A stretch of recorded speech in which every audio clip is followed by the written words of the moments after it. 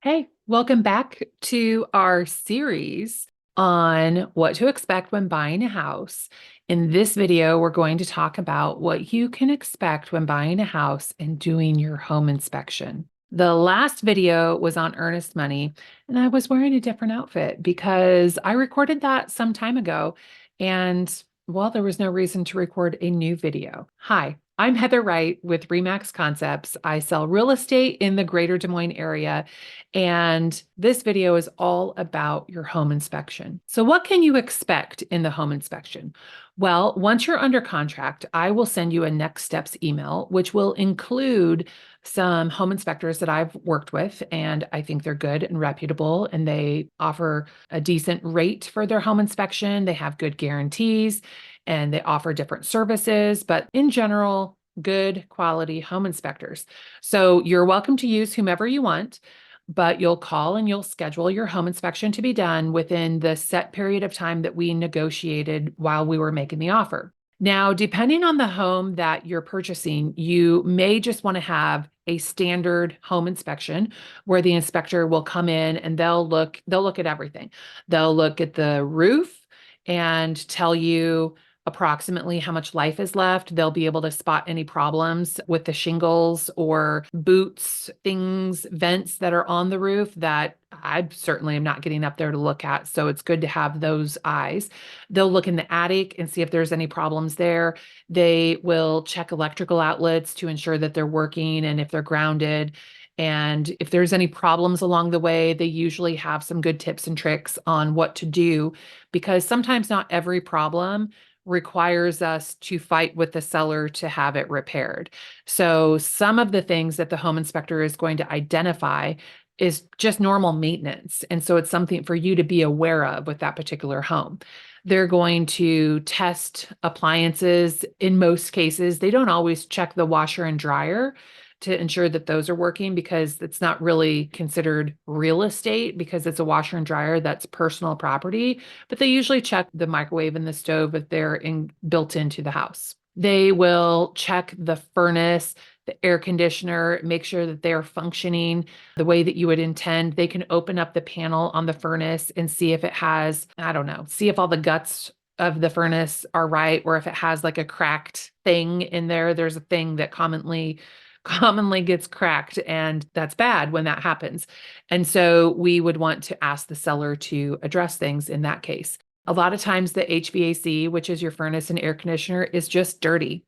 And so you might feel like you need to ask the seller to clean the furnace and air conditioner. But something like that is not really a material defect. It's just deferred maintenance. So we can ask, but it might distract from the actual purpose of having material defects addressed. And a material defect is something that changes the value of the home. So if you've offered $200,000 as your price and you find that the furnace doesn't work at all, well, that's kind of an expensive problem. And that definitely changes the value of the price that you offered when you thought the furnace worked. And so now we need to negotiate our way through that material defect because things have changed since we made our offer. So the inspector they have their list of things to check, and it is a long and complete list. And even so, it's entirely possible that they're not going to catch 100% of what's wrong. You might move into your house after closing and think, God, why didn't the inspector see this? Listen, we're all only human, and that is one of the joys of homeownership, that things sometimes need to be repaired, and sometimes we're the ones that need to repair them. So the home inspector will do their thing. Generally, they will have a report to you later that night, and then we'll discuss what was on the report and whether or not we need to ask the seller to remedy any of those material defects. And every situation is different. You may have offered to purchase the house in as-is condition and just having the home inspection for your knowledge only. You may want to have a list of 20 things addressed. We're going to talk through your options, and there's a strategy that goes along with it. And that strategy is going to be different for every buyer out there. So just know you're in good hands, and we'll talk through it. and we'll see what we can do. Now, let's say you have your home inspection and there's a lot wrong and the seller isn't willing to do anything and you don't want to buy the house anymore. That's one of the contingencies that was in that contract that, you might feel like you just wasted $300-400, which is what a home inspection costs, but that's good money spent because it just saved you a couple $100,000 in a house that has, problems you don't actually want to deal with. Now, we do our best when we're shopping for homes. We do our very best to try and spot these items that might be big ticket, but I'm not a home inspector. So while I am very good at pointing out the good, the bad, and the ugly, sometimes the home inspector comes in and surprises us by finding issues that we didn't know exist.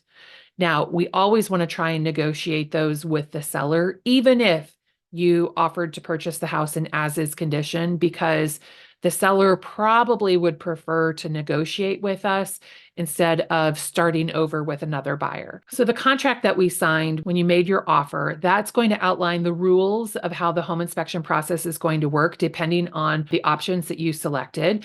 And then we'll make our request to the seller. The seller has a little bit of time to make their response back to us, what they're willing to do, what they're not willing to do. And we might have to go back and forth and negotiate a little bit more. But you're not going to be forced into buying this house if you're not satisfied with the home inspection results and what the seller is going to do to remedy any of the requests that you made, unless you're requesting things that are technically not material defect. I once had a buyer make an offer on a house that had blue carpet. And at the inspection, they said, "I don't like the blue carpet. I want the seller to change it." Well, you know what? That is a really good example of what the home inspection is not for. The home inspection is not for you to get new carpet. It's not a material defect, has nothing to do with anything. That is not a true request that belongs on an inspection addendum. So we will talk about those things. If you have buyer's remorse, that's a completely different thing than dealing with actual material defects on a home inspection. So now, do you have to have a home inspection? No. You're not required by law. You're not required by anybody to have a home inspection. It is your right. We will negotiate it in the way that you want it to be negotiated. So if you want the option to have a home inspection, we will include that in our negotiations. If you are a seasoned homeowner or you are an investor looking for your next flip property, you're probably not going to waste your time having a home inspection because you're changing everything anyway.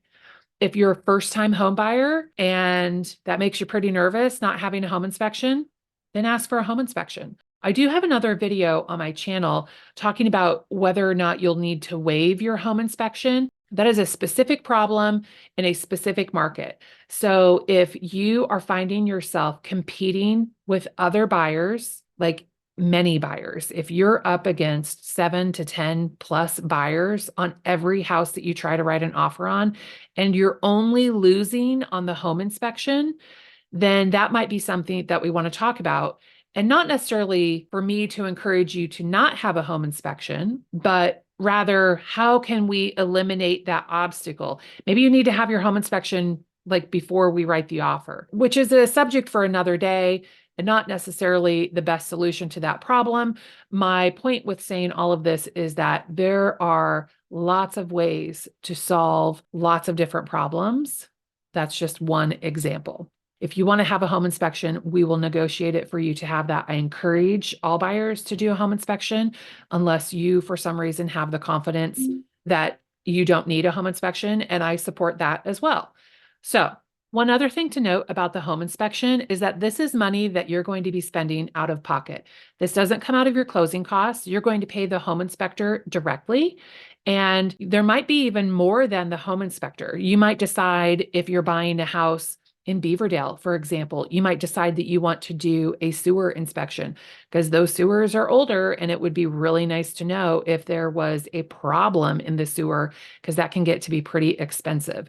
So you might spend $100 to $150 for a sewer inspection. You might spend another $100 to $150 for a radon inspection. You can spend a lot of money on a lot of different inspections. And we can talk about what's important to you and what you want to do and what isn't important to you. And just know that all of the options are available to you. You could spend a small fortune on inspections, and you should do what makes you feel the best about the situation that you're in. And I fully support you in doing that. So now that we know everything we need to know about home inspections, let's move on to appraisals. I'll talk to you soon.